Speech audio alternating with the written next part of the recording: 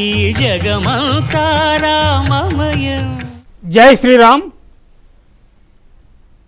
సూర్యుడిని చూస్తే చీకటికి భయం, కష్టపడేవాడిని చూస్తే ఓటమికి భయం, నిరంతరం రామనామామృతాన్ని గ్రోలేవాడిని చూస్తే ఆ మృత్యువుకు కూడా భయం వేస్తుంది. అసలు రామనామంలో ఉన్న ఆ ప్రత్యేకత ఏమిటి? మహాయోగులు, అవధూతలు, సిద్ధపురుషులు, అఘోరాలు, మహర్షులు, మునులు, తపస్సంపన్నులు కూడా వాళ్ళ నాల్కలపై నిరంతరం నాట్యం చేస్తున్నది కూడా రామనామమే.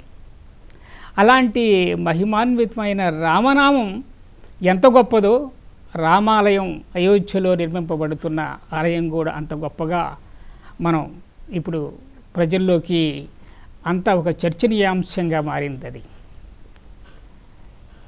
ఆ రాముడి రామనామం గురించి ప్రత్యేకత ఏమిటంటే, దరిదాపుగా శోకం నుంచి శ్లోకం ఆవిర్భవింపచేసింది రామనామమే.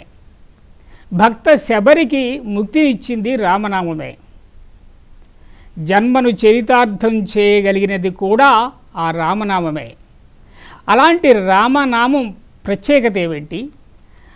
ఆ జగమంతా రామమయమే అయినా ఈ సందర్భం ఎప్పుడో అనాది కాలం నుంచి వస్తున్న ఈ రామనామ సంప్రదాయాన్ని మనం కొనసాగిస్తూ ఉన్నాము. మన ప్రతి హృదయం కూడా రామమందిరమే. కానీ అయోధ్యలో బాలరాముడి ఆలయం నిర్మాణం కావటం అనేది ఈ తరం వారు చేసుకున్న అదృష్టంగా భావించి ఆ రామనామం గొప్పతనము, రామతత్వం గురించి మనకు వివరించడానికి, రామ కళ్యాణం విశేషాలు వివరించడం కోసం ఆ ధర్మస్వరూపుడైన రాముడి గుణగణాలు వివరించడానికి మనకి ఇరువురు విశిష్ట అతిథులు మన దగ్గరకు వచ్చారు. ఇప్పుడు ఒకరు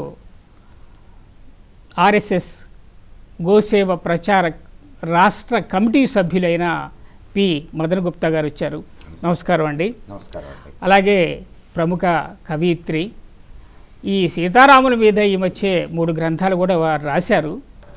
గ్రంథ రచయిత్రి ఆవిడ, ప్రముఖ గ్రంథ రచయిత్రి డాక్టర్ యనగంటి లావణ్య గారు వచ్చారు. నమస్కారం అండి, చాలా సంతోషం. అయ్యా మదన్ గుప్తా గారు, శ్రీరామ కళ్యాణంలో ఎంతో అంతర్లీనంగా మనం అనుసరించి ఆచరించదగినటువంటి విషయాలు ఎన్నో ఉన్నాయి. ఆ కళ్యాణ పరమార్థాన్ని నేటి సమాజం అన్వయించుకొని ముందుకు కొనసాగే పరిస్థితులు కూడా ఇప్పుడు ఖచ్చితంగా మనకు అనుసరించాల్సిన పరిస్థితులు కూడా ఉన్నాయి. ఎందుకంటే సమాజంలో పెళ్ళి అనే మాటకు విలువ లేకుండా పోయింది. కాబట్టి సీతారాముల కళ్యాణం, దాని పరమార్థం ఏంటి, ఆ కళ్యాణ పరమార్థాన్ని నేటి సమకాలీన పరిస్థితులు ఎలా అనుసరించుకొని ఆచరించుకొని ముందుకు కొనసాగాల్సిన పరిస్థితులు ఉన్నాయి, వాటి గురించి వివరించండి. తప్పకుండా వెంకట్రావు గారు, మీరు ఈ కార్యక్రమం మొదలు పెట్టేటప్పుడు రామనామ వైశిష్ట్యాన్ని గురించి మాట్లాడారు. ఒక్క నిమిషం ఆ విషయాన్ని గురించి తులసీదాస్ ఒక అద్భుతమైనటువంటి పద్యం రాశాడు. దాన్ని దోహా అంటారు హిందీలో. రామనామమణి దీపధరు జీహ్ దెహరిద్వార్. దాని అర్థం ఏమిటంటే, రామనామం అనే మణిదీపాన్ని మీ నాలుక అనే గడపట్లో ఉంచితే, గడపట్లో దీపం ఉంచితే ఎలాగైతే బయటకు లోపలికి వెలుగునిస్తుందో, రామనామం అంది దాన్ని ఉచ్చరిస్తే చాలు విన్నవాళ్ళు అన్నవాళ్ళు ఇద్దరూ తరిస్తారని తులసీదాసు దోహా. ఇది చాలా అద్భుతమైన దోహా. ఆ దోహాతో మనం ఈ కార్యక్రమానికి శ్రీకారం చుడదాం. పోతే మీరు ఇంకొక మాట అన్నారు, శోకంలో నుంచి శ్లోకం పుట్టింది అని.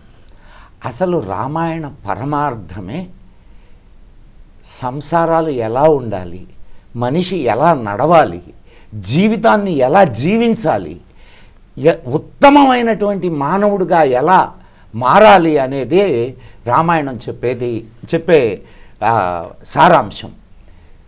మొట్టమొదట ఒక జంటతోనే రామాయణం మొదలవుద్ది, అది పక్షుల జంట. మళ్ళా జంటతోనే రామాయణం అంతం అవుద్ది, అది అంటే నేను వాల్మీకి రామాయణం గురించి మాత్రమే మాట్లాడుతున్నాను. తర్వాత చాలా రామాయణాలు వచ్చినాయి. వాల్మీకి రామాయణంలో మొట్టమొదట మీరు అన్నారు ఇందాక, శోకంలో నుంచి శ్లోకం పుట్టింది అని. మా నిషాద ప్రతిష్టాంత్వ మాగమా శాశ్వతి సమా యత్ క్రౌంచమిథునాదేకం అవధి కామమోహితం. అనుకోకుండా ఒక నిషాదుడు పక్షుల జంటలో ఒక జంటను కొడితే అనాయాసితంగా మన వాల్మీకి మహర్షి నోటి నుంచి వచ్చినటువంటి శ్లోకం అది. మొట్టమొదటి శ్లోకం, రామాయణానికి శ్రీకారం చుట్టినటువంటి శ్లోకం. అంటే భార్యాభర్త విడిపోతే ఆ బాధ ఎలా ఉంటుందో ఆ శ్లోకంతో మొదలవుతుంది. ఇక కళ్యాణ విషయానికి వద్దాం. మీరు రామాయణం మొత్తం వెతికినా ఏ జంట విడిపోలేదు, ఏ జంట విడిపోలేదు. ఎన్ని కష్టాలు పడ్డా భర్తతోనే భార్యలు ఉన్నారు. వాళ్లను అనుగమించే, భర్తలను అనుగమించే భార్యలు నడిచారు. అది రామాయణ ఆదర్శం భారతదేశానికి. భారతదేశం ఒక గొప్ప సంస్కృతిని కలిగినటువంటి దేశం వెంకట్రావు గారు. ఇక్కడ మీరు గమనిస్తే ముస్లిమ్స్ ఉన్నారు, క్రిస్టియన్స్ ఉన్నారు, అన్ని ఇంకా అనేక మతాలకు సంబంధించినటువంటి వారు ఉన్నారు. కానీ అన్ని మతాల్లో అనేక మందిని పెళ్లి చేసుకోవచ్చు. ఇప్పుడు క్రిస్టియన్స్ కానీ ముస్లిమ్స్ కానీ. కానీ ఈ దేశపు సంస్కృతి, ఈ దేశపు గొప్పతనం ఏమిటంటే 95% ముస్లింలు ఒక భార్యతోనే ఉంటారు, 95% క్రిస్టియన్లు ఒక భార్యతోనే ఉంటారు. దీనికి మూలం ఎక్కడా? అటువంటి సంస్కృతి వేరే మతస్థులకు కూడా ఇచ్చినటువంటి ధర్మం ఏదైనా ఉందంటే హిందూ ధర్మం. ఆ హిందూ ధర్మానికి ఇటువంటి అద్భుతమైన వ్యవస్థను ఏర్పాటు చేసింది ఇటువంటి మహాకావ్యాలు. దాంట్లో ప్రత్యేకంగా సీతారాముల జంట, సీతారాముల కళ్యాణం. ప్రతి సంవత్సరం మనం శ్రీరామనవమిని జరుపుకుంటాం. ఎందుకు అనంటే శ్రీరాముడిని గుర్తు చేసుకోవడానికి కాదు, ఆ జంట కొస వరకు ఎలా ఉండింది అనేది ప్రజలకు తెలియాల. ఆ కళ్యాణ వైశిష్ట్యం ఏమిటి అనేది ప్రజలకు తెలియాల. అలా చేసుకుంటున్నాం కాబట్టే ఇంకా ఇక్కడ కుటుంబ వ్యవస్థ చాలా స్థిరమైనటువంటి విధానంలో ఉన్నది. అద్భుతమైనటువంటి ఫలితాలని ప్రపంచం మొత్తం ఇప్పుడు ఈ ధర్మాన్ని, ఈ వ్యవస్థని అండ్ ఇక్కడ ఉన్నటువంటి కళ్యాణ విధానాన్ని పరికిస్తున్నాయి, అనుసరించడానికి ప్రయత్నిస్తున్నాయి. సంతోషం అండి. సీతారాముల అన్యోన్య దాంపత్యంలో ఉన్న అర్ధ పరమార్థాలు ఇతర మతస్థులు కూడా అన్వయించుకొని దరిదాపుగా వాళ్ళే కాకుండా ప్రపంచవ్యాప్తంగా ఉన్న అందరూ కూడా దాంపత్యం అంటే సీతారాముల దాంపత్యమే, దీన్ని అనుసరించి ఆచరించగలిగితే మన జీవితం పరమార్థం అవుతుందనే విషయం చాలా చక్కగా చెప్పారండి. సంతోషం అండి. లావణ్య గారు, రాముడి పరిపాలన అయోధ్యలో ఎంతకాలం కొనసాగింది? దరిదాపుగా చాలా వేల ఏండ్లు అని చెప్తూ ఉంటారు కదా, అది ఆ ఎన్ని వేల ఏండ్లు కొనసాగింది రాముడి పరిపాలన అయోధ్యలో? 1000 సంవత్సరాలు పరిపాలించారు రాముల వారు అని చెప్తారు. ఎన్ని సంవత్సరాలు పరిపాలించారు అనే దానికన్నా ఎలా పరిపాలించారు అనేదే నాకు చాలా ముఖ్యం అనిపిస్తూ ఉంటుంది. ఎందుకంటే మనకి సామెత ఉంటుంది కదా, గంగిగోవు పాలు గుంకుడైన చాలని. ఆ విధంగా చూసుకుంటే ఆయన పరిపాలించడం చాలా సంవత్సరాలు పరిపాలించారు. ఒక్కొక్కరు ఒక్కొక్క టైం మెన్షన్ చేస్తూ ఉన్నారు, మనకి అది సరిగా తెలియదు కాబట్టి. కానీ ఇప్పటికీ అది రామాయణం జరిగి ఇన్ని సంవత్సరాలు అయినప్పటికీ ప్రజలు కానీ పాలకులు కానీ అందరికీ చెప్పేది ఒకే ఒక మాట, మేము రామరాజ్యం తెస్తాము అని. నాకైతే ఒక చిన్న డౌట్ వస్తూ ఉంటుంది, చెప్పే పాలకులకి రామరాజ్యం ఎలా ఉందో తెలియదు, వినే ప్రజలకి రామరాజ్యం అనేది ఎలా ఉంటుందో తెలియదు. కానీ అందరూ కలగంటారు, ఓకే రామరాజ్యం వస్తుందా అని ప్రజలు అంటే చాలా సంతోషపడతారు తెలియకపోయినా. సో పాలకులైనా తెలుసుకుని చెప్తారేమో అని అనుకుంటూ ఉంటాను నేనైతే చాలాసార్లు. అసలు రామరాజ్యం ఎలా ఉందో కూడా చెప్దా. ఆ అరణ్యకాండలో ఒక సర్గే ఉంటుంది అనమాట, కచ్చిత్ సర్గ అని చెప్తారు దానికి పేరు. భరతుడికి రాములు వారు చెప్తూ ఉంటారు, ఎందుకంటే ఆయన అప్పటికి భరతుడిని రాముడిగా రాజ్యం చేసేసి ఈయన వనవాసానికి వచ్చారు, భరతుడమైన తీసుకెళ్ళడానికి వచ్చాడు. ఇప్పుడు ఆయన పరిపాలన విధానం ఎలా ఉండాలనేది భరతుడు మొత్తం భరతుడికి రాముల వారు వివరిస్తూ ఉంటారనమాట. అంటే ఆయన రాజు కాబట్టి డైరెక్ట్గా వివరించకుండా ఇలా చేస్తున్నావా అని అడుగుతూ ఉంటారు. అంటే రాజుగా ఆయనకి ఇవ్వాల్సిన గౌరవం ఆయనకి ఇవ్వాలి. డైరెక్ట్గా అడిగేస్తే మరి చుట్టూ ఉన్న ప్రజల దగ్గర కానీ సైనికుల దగ్గర కానీ రాజుకు విలువ ఉండదు కదా, అలా విలువ లేకుండా చేయకూడదని అన్నీ ఆయన పరిపాలన విధానం ఎలా ఉండాలనే చెప్తారు. అసలు దీనికన్నా ముందు రాముణ్ణి రాజుని చేయాలనుకున్నప్పుడు దశరథ మహారాజు చెప్తాడండి, చాలా గొప్ప మాట చెప్తాడు. అసలు అయ్యా నువ్వు రాజుని చేయబోతున్నాను, రేపటి నుంచి నువ్వు రాజుగా పరిపాలన చేస్తావు. రాజుకు ముఖ్యంగా ఉండవలసిన గుణాలు 2 ఉన్నాయి. కామాన్ని అర్థాన్ని రెండిటిని అదుపులో పెట్టుకోవాలయ్యా. ఈ 2 ఎవరైతే అదుపులో పెట్టుకుంటారో వాళ్ళు చాలా గొప్ప రాజుగా రాణిస్తారు అని చెప్తాడు. ఎందుకంటే రాజుకి కోపం ఉండకూడదు, ఓపిక ఎక్కువ ఉండాలి, అందరితో మంచిగా మాట్లాడగలిగే గుణం ఉండాలి, కామమోక్షాలని అన్నిటినీ అదుపులో పెట్టుకుని ఉండాలి. నువ్వు ఈ 2 కనుక నీకు అదుపులో ఉంటే ప్రజలందరూ నిన్ను ఎప్పటికీ మర్చిపోరు అన్నాడు. అప్పటికే ప్రజలనే అడుగుతాడు దశరథ మహారాజు, ఇన్ని సంవత్సరాలు నేను పరిపాలించాను కదా, చిన్నపిల్లాడైన నా కొడుకుని రాజుని చేయడానికి మీరు ఎందుకు అంత ఉత్సాహపడుతున్నారు అని అది చెప్తారు. అయ్యా మేము బయట కనబడితే వీళ్ళు చిన్నవాళ్ళు, వీళ్ళతో నేను మాట్లాడేది ఏంటి అని ఆయన అనుకోడు, మాకు ఆయనే ముందుగా నమస్కారం చేసి మా యోగక్షేమాలు తెలుసుకుంటాడు, అట్లాంటి యోగక్షేమాలు తెలుసుకునేటువంటి రాజు ఎక్కడుంటాడయ్యా అని దశరథ మహారాజుకి చెప్తారు. ఇంకేం చెప్తాడు, పరిపాలన ఎలా ఉండాలో చెప్తా, భరత నీ రాజ్యంలో వ్యవసాయము పశు సమృద్ధి ఎలా ఉన్నాయి అని అడుగుతాడు ఆయన. అంటే ఒక రాజ్యం సుభిక్షంగా ఉండాలి అంటే ముఖ్యంగా కావాల్సింది రైతు, పశు సమృద్ధి. ఈ 2 ముఖ్యంగా ఉంటే రాజ్యం అన్నపూర్ణలాగా వెలిగిపోతూ ఉంటుంది. దానితో పాటు అడుగుతాడు, న్యాయం సక్రమంగా జరుగుతుందా, అందరికీ సరిగా న్యాయపరమైనటువంటి దండనలు విధిస్తున్నావా, డబ్బులున్నవాడికి ఒక రకమైన న్యాయం, డబ్బు లేనివాడికి ఒక రకమైన న్యాయం అయితే దొరకట్లేదు కదా, న్యాయమూర్తుల్ని సరిగా నియమించావా నువ్వు, న్యాయం అమ్ముడు పోవట్లేదు కదా. ఆ కాలంలో కూడా రాముడు న్యాయం గురించి ఎంత కరెక్ట్గా చెప్పాడో చూడు. అలాగే రక్షణ వ్యవస్థ గురించి చెప్తాడు. మన చుట్టూ ఉన్నటువంటి రాజ్యాలు కానీ, మన బోర్డర్లు కానీ, రాజ్య సరిహద్దులు కానీ అన్నీ సక్రమంగా ఉన్నాయా, ఉన్నటువంటి వాళ్ళందరూ అది చూసుకుంటున్నటువంటి అధికారులు అందరూ ఎటువంటి లంచాలకి డబ్బుడికి అమ్ముడుపోకుండా మన వ్యవస్థను సక్రమంగా కాపాడుతున్నారా, అండ్ స్త్రీలు ఎలా ఉన్నారు, స్త్రీలని బాగా చూసుకుంటున్నావా, స్త్రీలకి సరైన రక్షణ లభిస్తుందా మన రాజ్యంలో, ఏ రాజ్యంలో అయితే స్త్రీకి సరైనటువంటి రక్షణ లభించదో ఆ రాజ్యం నాశనం అయిపోతుంది. స్త్రీలని క్షేమంగా ఉండాలి, అలాగే వాళ్ళ అభివృద్ధి కూడా ఉండాలి. ఇవి 2 జరుగుతున్నాయా నీ రాజ్యంలో.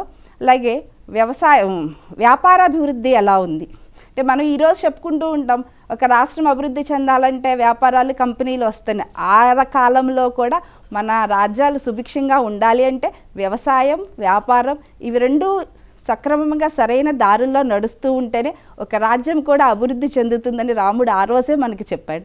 దానితో పాటు మంచి వాళ్ళనే నువ్వు పక్కన పెట్టుకుంటున్నావు కదా, తొందరపడి నిర్ణయాలు తీసుకోవట్లేదు కదా.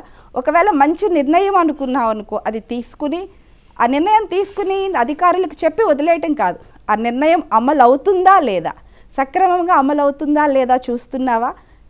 అండ్ నీటిపారుదల వ్యవస్థ ఎలా ఉంది, రైతులకి సక్రమంగా నీటిపారుదల అందుతుందా, నదులు సక్రమంగా ప్రవహిస్తున్నాయా, చెరువులు, కాలువలు, కుంటలు నిండి ఉన్నాయా, ఇంత వ్యవస్థ మాత్రం సక్రమంగా నడుస్తుందా లేదా నీకు అని అన్నీ డీటెయిల్డ్గా భరతుడిని అడుగుతూ ఉంటాడు ఆయన. ఇంతటి పరిపాలన ఆయన ప్రతి క్షణం ప్రజల గురించే రాముడు ఆలోచించాడు కాబట్టే దాన్ని రామరాజ్యం అని, ఆ రాజ్యం మనకి ఇప్పుడు కావాలని మనం కలలు కంటున్నాం. ఎక్కడంటే లంచం లేనటువంటి, లంచగొండి, అవినీతితనం, అరాచకత్వం లేనటువంటి రాజ్య పరిపాలన కాబట్టి దాన్ని రామరాజ్యం అన్నారు. అటువంటి పరిపాలన, అటువంటి వ్యవస్థే మనకి కావాలని ప్రజలు కోరుకుంటున్నారు, అందిస్తామని పాలకులు చెప్తున్నారు.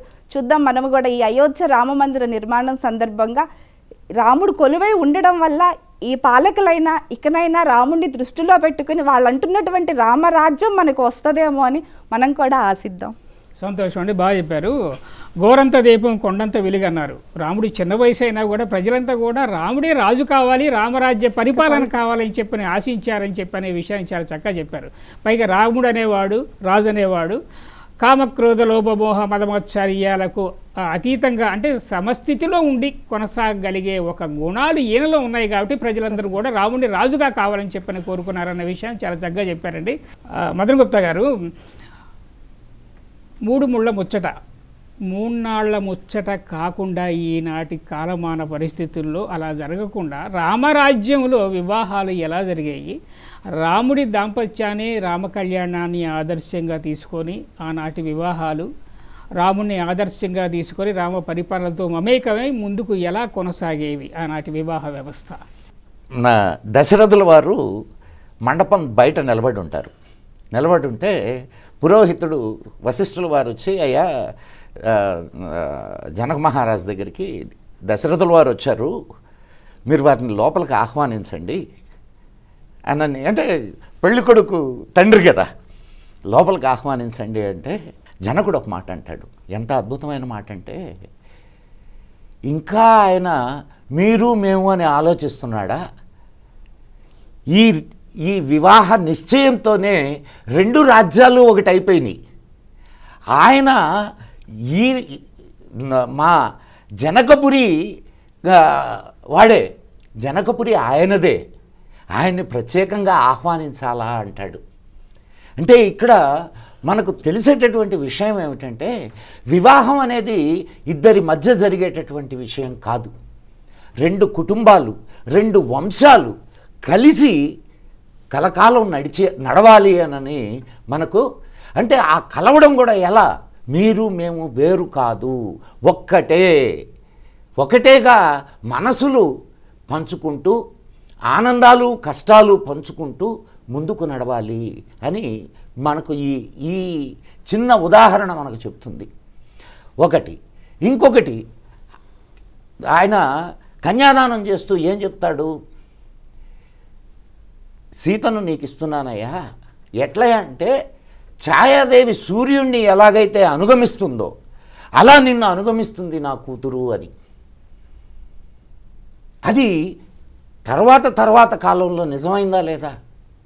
ఆయన అడవికి పోయేటప్పుడు, నువ్వు సుకుమారంగా పెరిగినటువంటి దానివి, నీకు ఈ కష్టాలు వద్దు, నువ్వు హాయిగా ఇక్కడ ఉండు, నిన్ను నీ అత్తలు వీళ్ళందరూ కూడా చాలా అద్భుతంగా చూసుకుంటారని చెప్తాడు. చెప్తే అక్కడ చాలా హాస్యరసంగా మాట్లాడుద్ది సీతాదేవి. ఏమంటుంది అనంటే, నిన్ను పురుషుడు అనుకొని నన్నిచ్చి పెళ్లి చేశాడు మా నాన్న, నువ్వు ఇంత బేలతనంగా ఒక స్త్రీ మాట్లాడినట్టు మాట్లాడుతున్నావు, నేను నీ వెంట వస్తే నువ్వు నన్ను కాపాడలేవా అని అంటుంది. చూడండి, అడవులకు వెళ్తున్నాడు భర్త, అప్పటిదాకా కాలు కింద పెడితే కందిపోతుంది అనేలాగా పెంచబడినటువంటి బిడ్డ, ఆ అరణ్యాలలో క్రూర మృగాల మధ్య రాళ్లల్లో రప్పల్లో ముళ్ళల్లో ఆమె తిరుగాడాలి. అంత కష్టమైన తన భర్తను ఎలాగైతే మిటమిటలాడే సూర్యుడు తోటి ఛాయాదేవి నడిచిపోతుందో అలా నడిచి వెళ్ళింది. అది ఆదర్శం భారతదేశానికి. ఈరోజు అనేక ఉదయం పెళ్లి చేసుకొని ఏదో చిన్న మాట రాగానే అటు వాళ్ళు ఇటు వాళ్ళు కొట్టుకోవడం, మా అమ్మాయిని మీరు అంటారా అని అటువైపు వాళ్ళు, మా అబ్బాయిది సరైనటువంటి విషయం అని ఇటువైపు వాళ్ళు, ఇలా సంసారాలు నాశనం అవుతున్నాయి ఈరోజు. మనకు ఇందాక మనం చెప్పుకున్నటువంటి సంఘటన ఏదైతే ఉందో అది ఆదర్శం. ఇద్దరూ కలిసి, అటు అమ్మాయి వైపు ఇటు అబ్బాయి వైపు ఇద్దరూ కలిసి కాపురాన్ని నిలబెట్టాలి. కానీ ఈరోజు అలా జరగడం లేదు. అహం, ఒక జంట కలుస్తుంది అంటే, ఇద్దరు మనుషులు కలుస్తున్నారు అని అంటే, రెండు వేర్వేరు కుటుంబాల నుంచి వచ్చినటువంటి వాళ్ళు, అనేక రకాలైనటువంటి ఆలోచనలు. ఎప్పుడూ ఇద్దరి ఆలోచనలు ఒకలా ఉండవు. కానీ వివాహం ఇద్దరు భార్యాభర్తలు అని అంటే అది ద్వైతం. కానీ భార్యాభర్తలు అంటే అది అద్వైతం. ఆ అద్వైత స్థితికి తీసుకెళ్ళాలి అంటే భార్యాభర్తలు వేరు కాదు, ఒకటే అనేటటువంటి స్థితికి తీసుకెళ్ళగలిగింది భారతీయ వైవాహిక వ్యవస్థ. ఆ విషయమే మనకు రామ కళ్యాణం మనకు నిర్ధారిస్తుంది. ఒక్క రామాయణాన్ని చదివితే, రామాయణాన్ని అనుసరించగలిగితే భారతీయ జీవన వ్యవస్థ అంటే ఇంకా అన్నీ వస్తాయి. ఇందాక మేడం గారు చెప్పినట్టు అన్ని వ్యవస్థలు సరిదిద్దబడతాయి రాముడిని ఆదర్శంగా తీసుకుంటే. ఈరోజు అక్కడ రాముడికి ప్రతి ఊళ్ళో ఒక గుడి ఉంటుంది. అయోధ్యలో గుడి మాత్రమే రాముడి గుడి కాదు. ఎందుకు కట్టారు? కానీ అయోధ్యలో కట్టినటువంటి గుడి ఏదైతే ఉందో అది మన స్వాభిమానానికి ప్రతీక. మళ్ళా ఈ జాతిని రాముడి వైపు, ఈ జాతి జీవనాన్ని రామాయణం వైపు, రామ ఆయనం అంటే రాముడి నడక అటువైపు నడిపించాలని చేసిన ప్రయత్నమే ఈ అయోధ్య నిర్మాణం. ఇక త్వరలో అయోధ్య రాముడు అయోధ్యలో వెలవబోతున్నాడు. వారికి నమస్కారాలు అర్పించుకుందాం. సంతోషం అండి. పెళ్ళి కాకముందు అంటే ద్వైతాన్ని అద్వైతాన్ని వివాహ వ్యవస్థకు అన్వయించుకొని కరెక్ట్గా చెప్పారు. ఒక 2 కుటుంబాలు, 2 వంశాలు, అవసరమైతే 2 రాజ్యాలే మహారాజ్యాలే సీతారాముల కళ్యాణంతో కలిసిపోయినాయి. ఆ కలిసిపోయే తత్వం భార్యాభర్తల మనసుల్లో ఉండాలి, వాళ్ళ చుట్టూ ఉన్న కుటుంబ సభ్యుల మధ్య ఉండాలి, పెద్దల మధ్య ఉండాలి. ఇవన్నీ సమకూరితే కానీ ఆనాటి వివాహ వ్యవస్థ, సీతారాముల వివాహ వ్యవస్థ ఎంత అద్భుతంగా కొనసాగిందో అలాగే ఈనాటి వివాహ వ్యవస్థ కూడా అలా కొనసాగాలనే విషయాన్ని చాలా చక్కగా చెప్పారండి లావణ్య గారు. ఇప్పుడు మనకి అన్నిటికీ కుటుంబంలో ఎవరు పోగొట్టుకున్నా కూడా రీప్లేస్మెంట్ ఉంటుంది, అంటే ప్రత్యామ్నాయం ఉంటుంది. రీప్లేస్మెంటు జరిగేవి, జరగనివి, జరగలేనివి రెండు ఉన్నాయి. రక్త సంబంధం. ఒక అన్నయ్య పోతే మళ్ళీ అన్నయ్య పుట్టడు, ఒక చెల్లి పోతే చెల్లి పుట్టదు, దానికి రీప్లేస్మెంట్ లేదు. ప్రత్యామ్నాయం లేనిది ఒక్కటి రక్త సంబంధం. మరి అలాంటి రక్త సంబంధానికి ఎంతటి విలువనిచ్చాడు శ్రీరామచంద్రుడు. అన్నదమ్ముల మధ్య ఎలాంటి అన్యోన్యత ఉన్నది, అనురాగం ఉన్నది, ఆ విషయాల గురించి ఒకసారి చెప్పండి. సో మనకి రామాయణం అంటే లేని విషయం అంటూ ఉండదండి. దానిలో నిజంగా ఒక రామాయణం చదివితే ఇందాక సార్ చెప్పినట్టు ఒక దాంపత్య వ్యవస్థ వస్తుంది, సోదర ప్రేమ వస్తుంది. అసలు నిజంగా నాకు చాలాసార్లు అనిపిస్తుంది రామాయణం చదివినప్పుడు. నాకంటే మాకింట్లో ఇద్దరం అక్క చెల్లెళ్ళమే మేము. సో అది చదివినప్పుడల్లా అనిపిస్తుంటుంది ఒక అన్నుంటే బాగుండేదేమో నాకు కూడా అని. ఎందుకంటే అది నిజమండి, చాలాసార్లు అనిపిస్తుంది నిజంగా ఇట్లాంటి అన్నదమ్ములు ఉంటారా, బహుశా ఉండరేమో, అందుకనే అది రామాయణమేమో, అందుకనే ఆ రాముడు సోదరులు అంతగా ప్రసిద్ధి పేరు ప్రఖ్యాతులు వచ్చినాయి. ఎందుకంటే రామాయణంలోనే మనం రామలక్ష్మణ భరత శత్రుఘ్నులను వదిలేస్తే వాలి సుగ్రీవుల జంటను చూస్తాం, రావణాసుర కుంభకర్ణ విభీషణుల జంటలు, వాళ్ళు అన్నదమ్ములే, వీళ్ళు అన్నదమ్ములే, 3 అన్నదమ్ముల కథ రామాయణం. ఒక కోణంలో ఆలోచిస్తే 3 అన్నదమ్ముల కథ రామాయణం. చూడండి, ఒక అన్నదమ్ములకు వచ్చేప్పటికి లక్ష్మణుడు బహుశా ఆయనకి నడవటం వచ్చిన దగ్గర నుంచి వాళ్ళ అన్న చేయి పట్టుకుని నడుస్తూనే ఉన్నాడు. వాళ్ళ అమ్మ ఎప్పుడు అరే నువ్వు రాముడిని వదిలేసే అని ఒక్క మాట వాళ్ళ అమ్మ అనలేదు. ఈయన అది వాళ్ళ అన్న ఎక్కడికి వెళ్తే అక్కడ అన్న దూకమంటే దూకేస్తాడు, అది ఏదైనా సరే, ఇంకోటి అనవసరం నాకు, మా అన్న దూకమన్నాడు నేను దూకేస్తా. అంత లక్ష్మణుడికి రాముడు అంటే అంత ప్రేమ. ఆయన లేకుండా ఒక్క క్షణం ఉండడు. అలాగే రాముడు కూడా లక్ష్మణుడు పక్కన లేకుండా ఈయనొక్క పని చేయలేడు, తినడు చివరికి. విశ్వామిత్ర మహర్షి రాముడిని ఒక్కడనే రమ్మన్నాడు కానీ పంపించమన్నాడు, కానీ లక్ష్మణుని పంపించమని ఆయన చెప్పలేదండి. రాముడిని మాత్రమే పంపించమన్నాడు. ఈయన వెళ్తుంటే లక్ష్మణుడు నేను వస్తానన్నాడు. బట్ విశ్వామిత్ర మహర్షి వద్దు అని అనలేదు, ఈయనకి తెలుసు కాబట్టి ఆయన సంగతి.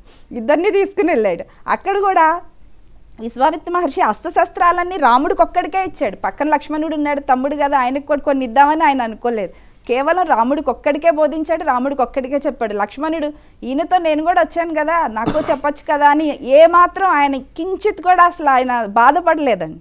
అదే ఇంకొకళ్ళు అయితే మనతో పాటు నాకు కూడా చెప్పొచ్చు కదా అని ఈరోజు కాలంలో బాధపడుతున్న వాళ్ళు, ఈర్చపడే వాళ్ళు చాలామంది ఉంటారు.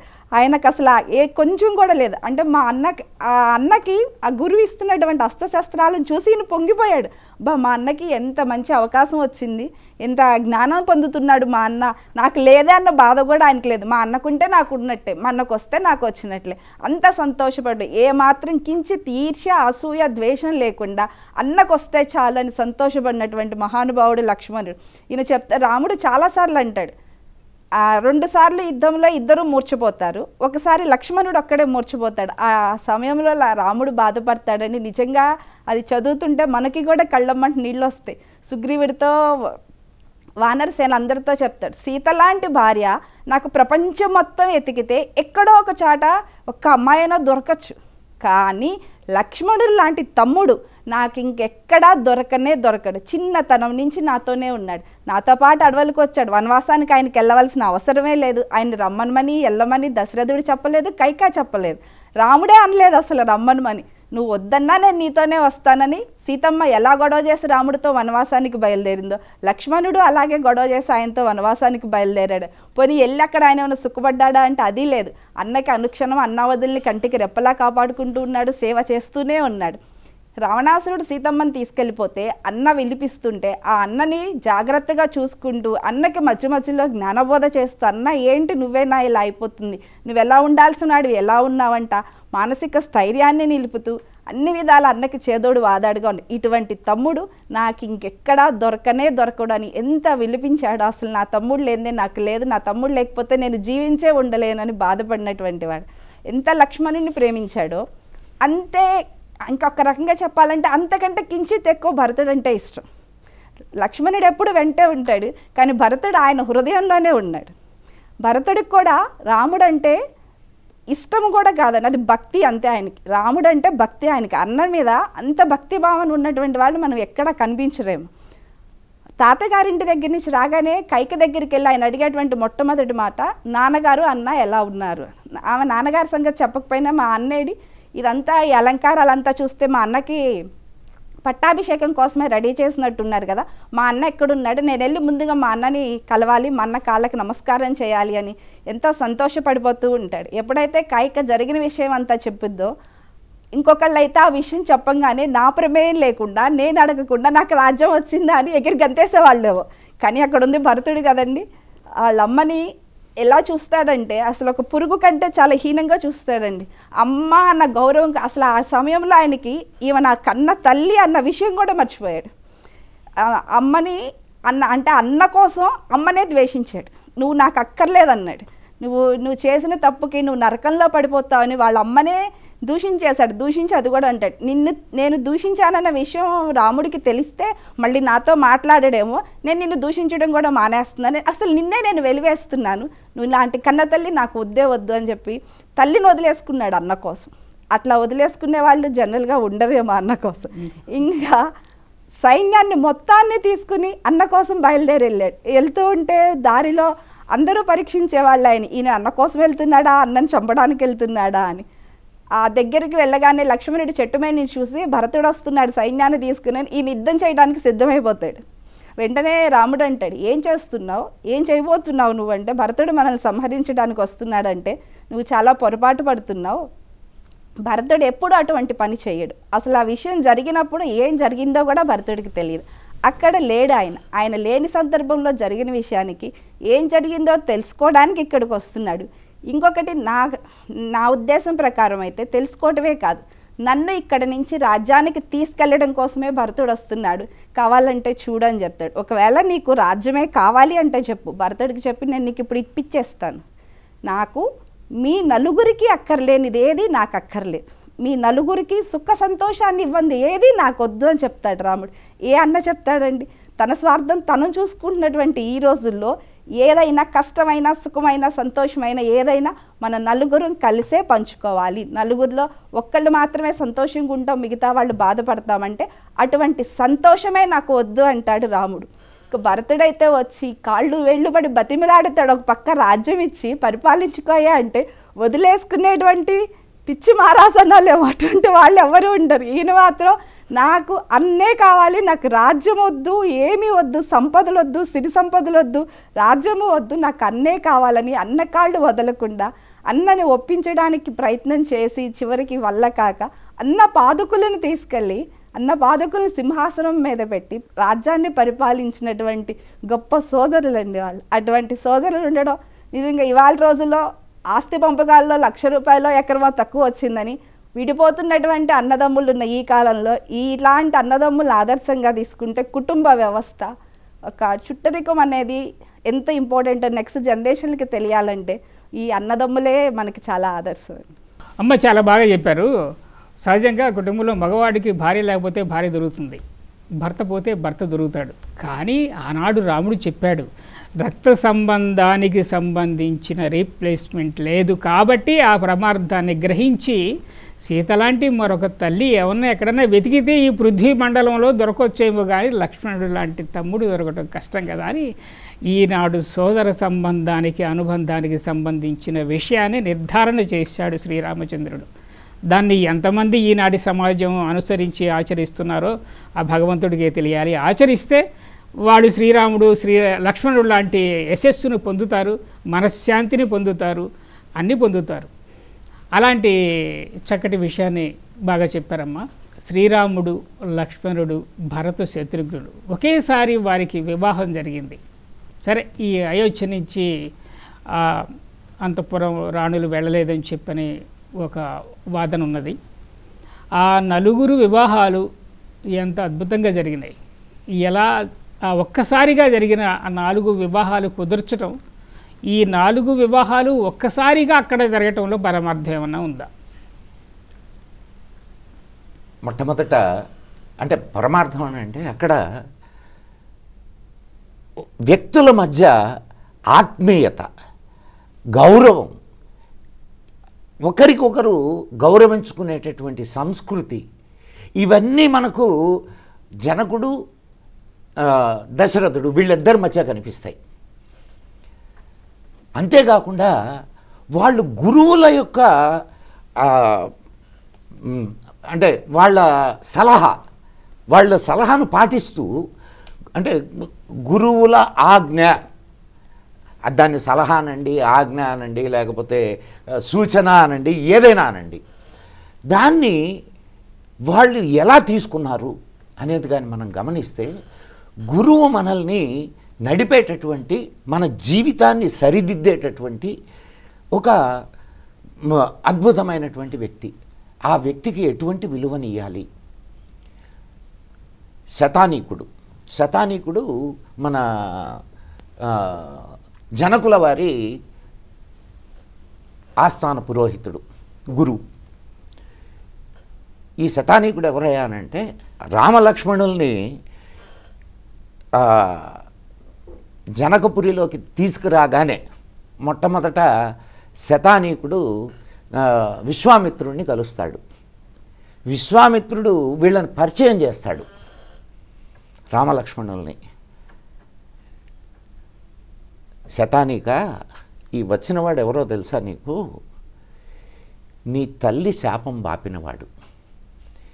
అంటే అహల్య కుమారుడు శతానీకుడు. ఆ శతానీకుడు ఈ రాజ్యానికి గురువు. అటువైపు దశరథుడి ఆస్థాన గురువెవరు? వశిష్ఠుడు. మీకు ఇక్కడ ఇంకొక చిన్న విషయాన్ని చెప్పి, అంటే కళ్యాణానికి సంబంధించింది కాబట్టి ఇది మనం నక్షత్ర దర్శనం అని ఈరోజు మన వివాహాల్లో నక్షత్రాన్ని చూపిస్తాం. మేము సరదాగా అనుకునేవాళ్ళం ఏమిటంటే,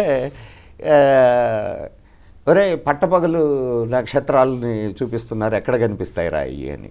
వాడికి పెళ్ళయింది కదరా, ఇంకా కనిపిస్తాయిలే అని మేము సరదాగా జోకులు వేసుకునేవాళ్ళం. కానీ అది జోకులు వేసుకునే విషయమా? అక్కడ చూపించేటటువంటి నక్షత్రం ఏమిటి? అక్కడ చూపించేటటువంటి నక్షత్రం అరుంధతి నక్షత్రం. ఈ అరుంధతి ఎవరి భార్య? వశిష్ఠుడి భార్య. వీళ్ళిద్దరిని అక్కడెందుకు చూపిస్తారు? ప్రతి పెళ్లిలో ఆ నక్షత్రాన్ని ఎందుకు చూపిస్తారు అంటే అంటే 2-3 విషయాలు ఇక్కడ మనం మాట్లాడుకుంటే మన భారతీయ వైవాహిక వ్యవస్థ యొక్క గొప్పతనం మనకు అర్థమవుతుంది. ఎందుకు చూపిస్తారయ్యా అంటే ప్రతి నక్షత్రానికి దానికి చుట్టూ గ్రహాలు తిరుగుతూ ఉంటాయి. అది నక్షత్రం. ఇప్పుడు మనకు సూర్యుడికి చుట్టూ మన భూమి ఇవన్నీ 7 గ్రహాలు తిరుగుతున్నాయి. సరే 2 ఛాయాగ్రహాలు. కానీ ఒక్క అరుంధతి వశిష్ఠ నక్షత్రాలు మాత్రమే ఒకదానికొకటి ఇలా తిరుగుతూ ఉంటాయి. ఈ నక్షత్రాలని చూపించడానికి మన పురోహితులు బ్రహ్మలు కారణం ఏమిటంటే భార్యాభర్తలు కూడా ఇలా తిరుగుతూ ఉండాలి, ఒకరి చుట్టూ ఒకరు తిరుగుతూ ఉండాలి. అటువంటి వశిష్ఠుల వారు సలహా ఇస్తారు. అయ్యా, నీ తమ్ముడి కూతుళ్ళు ఉన్నారు, వాళ్ళను కూడా శ్రీరామచంద్రుడి తమ్ముళ్ళకి కానీ శృతకీర్తి మాండవి వాళ్ళకిచ్చి పెళ్లి చేస్తే అసలు 2 కుటుంబాలు చాలా ఘనిష్టమైనటువంటి సంబంధాలు కలిగి ఉంటాయి అని ఆయన సలహా ఇస్తాడు. అప్పుడు ఆయన తమ్ముడు కూతుళ్ళను కూడా ఇక్కడ పెట్టి వివాహం చేస్తారు. అసలు వివాహం వెంటనే అయిపోతుంది అని దశరథుడు అక్కడి నుంచి రాలేదు, మాట్లాడడానికి మాత్రమే వచ్చాడు ఆయన పురోహితులతో పాటు. తర్వాత ఇక్కడ ఇంకొక మనం మంచి విషయం చెప్పుకొని ముందుకు నడుద్దాం. మనకు పెళ్ళిలో ఒక ఆశీర్వచన మంత్రం ఒకటి ఉన్నది. లక్ష్మీనారాయణౌ గౌరీ శంకరౌ భారతీ విధి ఛాయా సూర్యౌ రోహిణీందు రక్షయితాం వధూవరౌ. ఇక్కడ లక్ష్మీనారాయణులు, గౌరీ శంకరులు, భారతీ విధి, సూర్యుడు ఛాయాదేవి అండ్ చంద్రుడు రోహిణి. ఈ 5 జంటలు మీ జంటను కాపాడుగాక అనేది ఆ మంత్రం. ఎందుక ఈ మంత్రం? దీంట్లో ఈ 5 జంటలేనా? మన దేవతల్లో అందరు దేవతలకి భార్యాభర్తలు ఉన్నారు, కానీ ఈ 5 జంటలే మిమ్మల్ని రక్షించాలి, మీ జంటల్ని రక్షించాలి అని చెప్పి ఆశీర్వచనం. ఎందుకు ఈ ఆశీర్వచనం అంటే మీరు ప్రపంచంలో కానీ చూస్తే ఈ 5 జంటలు తప్ప వేరే జంటలు ఉండవు. లక్ష్మీనారాయణులు. నారాయణుడు లక్ష్మికి ఎక్కడ స్థానం ఇచ్చాడు? తన హృదయంలో. హృదయం దేనికి కేంద్రం? ఆలోచనలకి. అంటే అమ్మ ఆలోచనలను ఇస్తే అయ్య ఆచరించేవాడు. అలాగే భారతీ విధి అంటే బ్రహ్మ సరస్వతికి బ్రహ్మ ఎక్కడ స్థానం ఇచ్చాడు? తన నాలుక పైన. అంటే భార్య మాట్లాడే మాటలనే మాట్లాడే భర్త, 2వ జంట. ఇక గౌరీ శంకరులు ఎటువంటి జంట ఇది? తన శరీరంలో అర్ధ భాగాన్నే భార్యకి ఇచ్చినటువంటి వాడు. అంతేకాదు ఆ తల్లి మహారాజు కూతురు, ఈయన భిక్షుకుడు. ఈయన ఊరంతా తిరిగి వస్తే ఆమె అన్నపూర్ణగా షడ్రసోపేతమైనటువంటి భోజనాన్ని ఇస్తుంది. అటువంటి జంట. ఇది 3వ రకం జంట. 4వ రకం జంట సూర్యుడు ఛాయాదేవి. సూర్యుడు చండప్రచండు, అద్భుతమైన, ఇక ఆయన వేడిమికి తట్టుకోగలిగినటువంటి వాళ్ళు ఎవరూ లేరు. అయినా సరే ఆయన్ని అనుగమించిపోయేటటువంటి ఛాయాదేవి. ఇక 5వ జంట రోహిణి ఇందు అంటే చంద్రుడు, రోహిణీ చంద్రులు. ఈ రోహిణీ చంద్రుల జంట యొక్క ప్రాశస్త్యం ఏమిటి? మనం మామూలుగా చెప్పుకుంటూ ఉంటాం, రోహిణీ కార్తెలో రోళ్ళు పగులుతాయని. అంటే ఆ ఎండకి ఆ రాళ్ళు సైతం పగిలిపోతాయి. రోహిణిలో అంత ఎండ ఉంటుంది. అంటే గయ్యాళి భార్య, చల్లటి భర్త. ఈ 5 రకాలు తప్ప 6వ రకము జంట ఎక్కడైనా ఉంటుందండి? ఇటువంటి జంట, ఈ 5 జంటలు మిమ్మల్ని ఆశీర్వదించుగాక అని మనకు మంత్రం. ఇక అయ్యా అదొకటే కాదు, మన కన్యాదానం చేసేటప్పుడు కన్యాదాత కానీ మొత్తం వివాహ వ్యవస్థలో ఉండే మంత్రాలన్నీ కూడా గమనిస్తే, ఇదే మంత్రాలని శ్రీరాముడు కూడా చెప్పాడు. ఏమయ్యా అంటే ధర్మార్థ కామమోక్ష చతుర్విధ ఫల పురుషార్థ సిద్ధ్యర్థం. ఇది వివాహం ఎందుకయ్యానంటే ధర్మ అర్థ కామ మోక్షాలు అనేటటువంటి 4 ఫల పురుషార్థాలని సాధించుకోవడానికి వివాహం. అంతేగాని ఏదో అమ్మాయి ఆస్తి తీసుకురావాలి, అబ్బాయికి చాలా ఆస్తులు ఉండాలి. ఈరోజు మనం పెళ్ళిళ్ళు చూస్తున్నాం, ఎలా ఉన్నాయండి? ఈరోజు మనం జాగ్రత్తగా గమనిస్తే ఆ పెళ్లి మండపంలో కూర్చున్నటువంటి జంట ఏదైతే ఉందో దాన్ని లక్ష్మీనారాయణులుగా తలచి పెళ్లి చేస్తారు. కానీ చెప్పులేసుకొని వేదిక మీదకి ఎక్కుతారు. సరే, బ్రాహ్మడు ఏదో మంత్రాలు చదువుతుంటాడు, ఇటు ఫోటోలు తీసేవాళ్ళు ఫోటోలు తీస్తుంటారు, వాళ్లకు ఫోజులు ఇస్తుంటారు. ఇక వచ్చిన జనం అయితే నడిచే నగలు కొట్లే. ఒక కుటుంబం నిలబడుతుంది, అక్కడ ఒక కొత్త కుటుంబం తయారవుతుంది. వాళ్ళని ఆశీర్వదిద్దాం, వాళ్ళని మనసారా అభినందిద్దాం అనేటటువంటి మనస్సుతో ఎవరైనా వస్తారండి? కాబట్టే కుటుంబాలు ఈరోజు విచ్ఛిన్నం అవుతున్నాయి. ఆనాడు అంత కఠినమైనటువంటి పరిస్థితులు ఉన్నా భార్యాభర్తలు కలిసే ఉన్నారు. లావణ్య గారు, లంకలో ఆంజనేయ స్వామి వారు సీతాన్వేషణ చేస్తున్న సమయంలో మండోదరిని అవలోకించిన ఆంజనేయుడు ఆమెనే ధరాత్మజ అని భ్రమించాడట. అంటే అన్నీ చూస్తున్నాడు, మండోదరి అంతఃపురంలోనికి వచ్చాడు.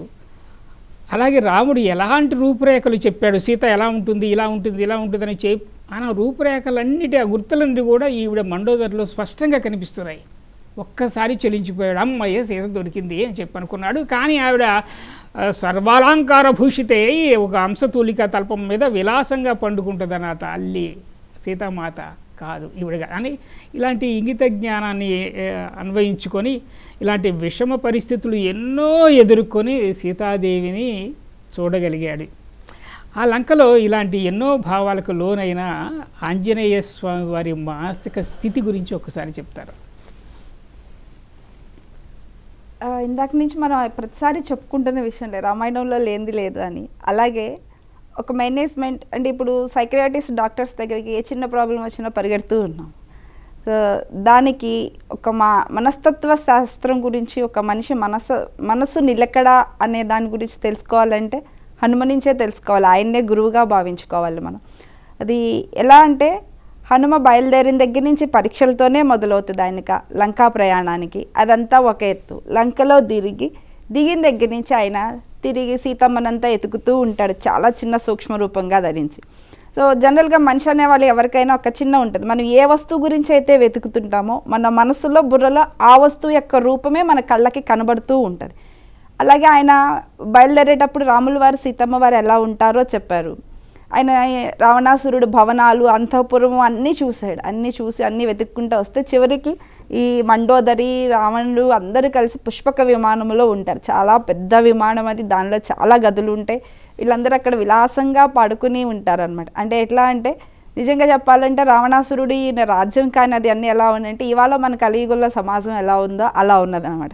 వాళ్ళందరూ మధుర సేవించి సంగీతాలు డాన్సులు అన్నీ చేసుకుంటా ఎప్పుడో అర్ధరాత్రి 12-1 గంటకి వాళ్ళు పడుకోవటం. సో రాక్షస రాజ్యం అది. అంటే మనం ఒక రకంగా చెప్పాలంటే రాక్షస రాజ్యంలోనే నివసిస్తున్నాము ఇప్పుడు. సో ఆయన అంతా తిరిగి చూస్తూ ఉంటాడు. ఒక్క నిమిషం మండోదరిని చూడంగానే ఆయన చాలా సంతోషపడిపోతాడు. ఎందుకంటే సార్ చెప్పినట్టు రాముడు చెప్పినటువంటి గుర్తులన్నీ ఆయనకు కనిపిస్తాయి. అంటే అక్కడ ఆలోచించుకునేది ఏంటంటే సీతమ్మ పోలికలు ఉన్నాయా అని కాదు, రాముడు చెప్పినటువంటి పతివ్రత లక్షణాలన్నీ ఆమె ఫేస్లో మండోదరి నిజంగా చాలా పతివ్రత శిరోమణి ఆమె మొహంలో ఆయనకి కనిపించినాయి అనమాట. అక్కడ మిగతా అంతమంది స్త్రీలను చూసినా ఎవరిలోనూ ఆ పాతివ్రత్యం కానీ పతివ్రత అనే ఇది కానీ ఆయనకి కనిపించలేదు. ఒక్క మండోదరిలోనే కనిపించగానే ఆయన ఒక్క నిమిషం చెల్లించిపోయాడు అనమాట. అమ్మయ్య మా సీత ఇలా దొరికేసింది నాకని సంతోషపడిపోయి మరలా ఒక్క నిమిషంలో అనుకుంటాడు. అయినా రాముడికి దూరంగా ఉండి సీతమ్మ ఇంత హంసతూలికా తల్పాల మీద ఇంత భోగాలు అనుభవిస్తా ఎందుకుంటుంది ఆమె ఇక్కడ అస్సలు ఉండదు, ఆమె ఎక్కడో పెట్టుంటాడు, ఈమెయితే సీతమ్మ కాదు అని చూసుకుని. కానీ ఎంత మహాపతివ్రత ఈ ఇల్లాలు ఎవరో కానీ చాలా బాగుంది అంటే వేరే ఉద్దేశం కాదు, అంత పాతివ్రత్య లక్షణాలతో కూడుకొని ఇంత స్వచ్ఛమైన మనసు ఉన్నటువంటి ఈ మహాతల్లి ఎవరో కానీ చాలా మంచిది అని తర్వాత ఆయన తెలుస్తుంది మండోదరి అని సంతోషిస్తాడు. అందమటికి ఒకటి. కానీ ఆయన సీతమ్మ వారిని ఎతికేటప్పుడు ఎట్లా అంటే ప్రతిదీ నిశితంగా పరిశీలించాల్సిందే. ఎలా అంటే లేడీని ఎతకాలంటే లేడీ గుంపులో ఎతకాలి కానీ పులుల గుంపులో వెళ్ళి ఎతకలేం కదా. అలాగే సీతమ్మ వారు అన్వేషణ చేసేటప్పుడు స్త్రీలందరూ ఎక్కడుంటే అక్కడే చూడాలి. ఈయన చూసే సమయంలో ఆ స్త్రీలందరూ మధుర సేవించి ఈ డాన్సులు చేసుకుని అలసిపోయి రకరకాల పొజిషన్లో పడుకుని ఉంటారు, భంగిమల్లో రకరకాలుగా ఉంటారు. ఆయన ఒక్క నిమిషం చూసుకుని ఆలోచిస్తాడనమాట, నేనేమన్నా ధర్మం తప్పానా అని ఆయన క్వశ్చన్ వేసుకుంటాడు, ఆత్మ పరిశీలన చేసుకుంటాడు. నేను ఇంతమంది స్త్రీలను చూడటం అంటే నిద్రిస్తున్న సమయంలో స్త్రీలని చూడటం అనేది దోషం, నేను ఆ దోషం చేశానా, అది తప్ప, అందులో రకరకాల భంగిమల్లో సరైన వస్త్రం లేకుండా ఉన్నటువంటి స్త్రీలను చూడటం దోషమా నాకు అని ఆయన ఒక్క నిమిషం ఆలోచించి అనుకుంటాడన్నమాట. నేను ఇంతమంది స్త్రీలను చూశాను కానీ నేను కంటితో చూడలేదు, మనసుతో చూశాను. నా మనసులో సీతమ్మే ఉంది, ఎక్కడన్నా సీతమ్మ కనబడుద్దేమోనని చూశాను. ఎక్కడ ఏ క్షణం నేను కొంచెం కూడా కామానికి కానీ మోహానికి కానీ లోపడలేదు. నా మనసు పవిత్రంగానే ఉంది. అంత పవిత్రంగా మనసును పెట్టుకుని ఆయన వెతికాడు కాబట్టి ఆయన ఆంజనేయ స్వామి అయ్యాడు, మనకి ఆదర్శం అయ్యాడు. కానీ మనం కనిపిస్తున్నటువంటి బయట కొంచెం అమ్మాయిని చూడంగానే చలించిపోయేటువంటి స్వభావం ఉన్నటువంటి వాళ్ళందరూ హనుమాన్ ఆదర్శంగానే తీసుకోవాలి. అమ్మాయి వేసుకునే డ్రెస్కే మనసులు చెల్లించిపోతే ఇంకా ఆంజనేయ స్వామి ఆయన ఎన్నిసార్లు ఎంత మనసు చెల్లించిపోయి ఎంత ఇదైపోవాలి. సో మనం ఏదో ఒక పని మీద వెళ్తున్నప్పుడు ఏ పని మీద వెళ్తున్నామో ఆ పని ఆ ధ్యాస అది మాత్రమే మన మనసులో మన బుర్రల్లో ఉండాలి, కానీ మిగతా అటువంటి వేరే ఆలోచనలు కాదు. ఎంత మత్తు పదార్థాలు తీసుకుని అవతల వాళ్ళు తీసుకుని ఉన్న అవకాశం దొరికింది కదా అని దానిని ఉపయోగించుకుని ఆడవాళ్ళ జీవితాలని నాశనం చేయటం అనేది కరెక్ట్ కాదు అని హనుమ ద్వారా నేర్చుకోవాల్సినటువంటి విషయం. ఖచ్చితంగా అండి. ఆనాడే కాదు, ఒక లక్ష్యాన్ని నిర్దేశించుకొని ఆ లక్ష్యం దిశగా మనం అడుగులు వేస్తుంటే అడ్డంకులు అవాంతరాలు ఎదురైనా సరే అధిగమించుకుంటూ వెళ్ళగలిగిన వాడే ఆంజనేయ తత్వాన్ని అలవరుచుకోగలడు, వాడే సక్సెస్, వాడే విజయం సాధిస్తాడు. ఒక విషయంలో విజయం అంటే ఇవాళ రోజుల్లో ఇవాళనే కదా ఎప్పుడైనా ఒక పనిలో మనం విజయం సాధించాలి అంటే ముందు ఉండాల్సినటువంటిది ఏకాగ్రత, మనసులో అన్నటువంటి నిర్మలం, అంటే మన క్యారెక్టర్. ఏదన్నా మన క్యారెక్టర్ మంచిగా ఉంటే పనులు కూడా అన్ని సక్సెస్ఫుల్గా అవుతాయి. సో క్యారెక్టర్ లేకుండా ఏ పని చేసినా అది మనకి సక్సెస్ని ఇవ్వదు, ఇచ్చినా అది నిలవని కూడా నిలవదు. సో ఆంజనేయ స్వామికి ఆ క్యారెక్టర్ ఉంది కాబట్టే ఆయన అంత విజయవంతంగా కార్యక్రమం అంతా పూర్తి చేయగలిగాడు. సంతోషం అండి. ఆంజనేయ స్వామి వారు సీతాన్వేషణ సమయంలో లంకలో ఎదుర్కొన్న ఎలాంటి ఇబ్బందులు, ఒక లక్ష్యం ఉందంటే ఆ లక్ష్యం వైపే దృష్టి పెట్టి చివరికి సీతను కనుక్కున్నాడంటే ఈనాడు వాళ్ళందరూ కూడా తమ లక్ష్యాన్ని చేరుకోవటానికి లక్ష్యం మీదే దృష్టి పెట్టాలి, లక్ష్యం గురించే ఆలోచించాలి, వేరే అన్యాపదేశంగా ఉండకూడదనే విషయాన్ని చాలా చక్కగా చెప్పారండి. సమాజం కూడా అన్వయించుకొని ముందుకు వెళ్ళగలిగిన నీతి అది. ధర్మపేరి కార్యక్రమంలో అంతా రామమయం అనే అంశం గురించి ఇప్పుడు సీతారాముల కళ్యాణంలో ఉన్న అర్ధ పరమార్థాలు, ఆ అర్ధ పరమార్థాలు నేటి తరానికి ఎలా అన్వయించుకొని మనం ముందుకు నడవాలో అనే విషయాన్ని కూడా మనకు చక్కగా వచ్చిన విశిష్ట అతిథులు మదన్ గుప్తా గారు చెప్పారు. అలాగే అసలు రాముడి తత్వం ఏంటి, రాముడి తత్వంలో ఉన్న గుణగణాలు ఏమిటి, అన్నదమ్ముల మధ్య అనుబంధం ఏమిటి, ఇలాంటి చక్కటి విషయాలు ఎన్నో కూడా డాక్టర్ ఇరుగంటి లావణ్య గారు చెప్పారు. చాలా సంతోషమ్మ. ఇప్పటి వరకు ఈ అంశంలో ఎన్నో విశేషాలు మనం తెలుసుకున్నాం. మరో ప్రత్యేక కార్యక్రమం ద్వారా మళ్ళీ కలుసుకుందాం. జై శ్రీరామ్. జై శ్రీరామ్.